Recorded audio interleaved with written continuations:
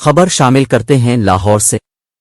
Lahore LPG की कीमत में 140 रुपए किलो की हैरत अंगेज कमी हो गई।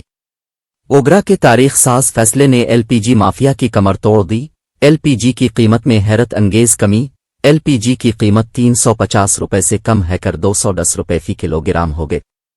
ये भी पड़े, ओगरा ने एलपीजी की कीमत में बड़ी कमी कर दी।